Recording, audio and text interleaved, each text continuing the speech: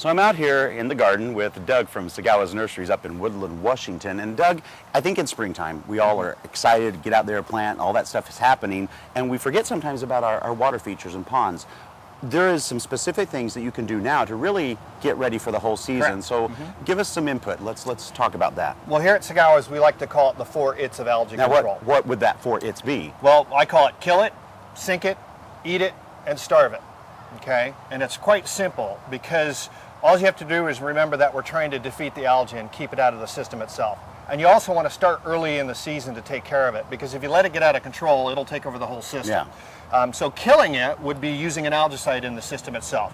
This is a liquid product added to the pond, typically weekly, to help control algae in the system itself. And all you do is, I mean, it's the simplest, it's following the instructions for Follow the the size instructions, and all that. yep, correct. This will treat about 96,000 gallons, so it treats a pretty good sized pond. Okay.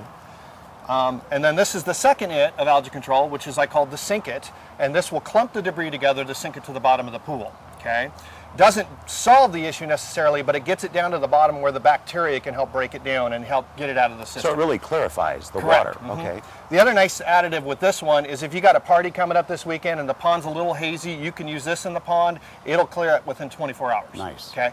And I also call it, like I said, the bottle of instant gratification. The third thing, which is bacteria. And bacteria is crucial because it actually helps break down the organic content in the bottom of the pool. It helps it decompose it to a fine material and also breaks it down to a nutrient source. So here we use a beneficial bacteria in the system. This is typically added monthly into the system. Okay. Now I And see then- plants yep. too, though, so that's obviously the fourth. Correct. It. The plants are the fourth thing, and plants work in a lot of different factors. Here we've got some bog plants or marginal plants, and some work better than others. The water celery, for example, here is great at actually absorbing a lot of nitrogen out of the system itself. That plant will triple in size coming out of that container, and actually what it will do is there'll be a fibrous root that grows throughout that whole thing, and that will actually remove nutrient value. So the roots actually would be like a filter almost. You got it.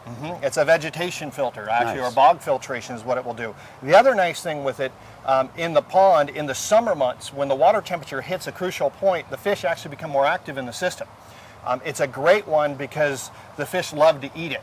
And what happens as soon as that water temperature gets high enough, they'll go right after that, clean it up for you, actually prune it back, and then actually it'll outgrow it. And it's a great plant for the fish to eat. Nature Very taking care of nature. Correct, Now, exactly. what about size? Like if I have just like say a half whiskey barrel, is this same principles Same go into principle play? will apply most certainly. We would just use smaller containers and smaller plant material that won't take it over as much. And a lot of people have different types of fish in their ponds. Correct. The same This thing is with safer this. fish. You wouldn't have to worry about fish. The only issue you would have to worry about is applying it on a hot day. Similar to spraying your lawn and garden stuff out in the yard, you want to spray it on a cooler or apply it to the pond on a cooler day or in the morning or in the evening when it's not too hot. Well, you know, like I said, you know, when we started, Doug, there's so much going on in the gardens right now, but you certainly don't want to forget, you know, your ponds and getting them ready. And a little work now saves you time much later on. So if you have any questions at all, we would strongly suggest you come out and chat with Doug and the great staff out here at Sagawa's in Woodland. And you can find out where that is by going to gardentime.tv, and we'll click you over to their website. Thanks so much, Doug. Yep, thank you.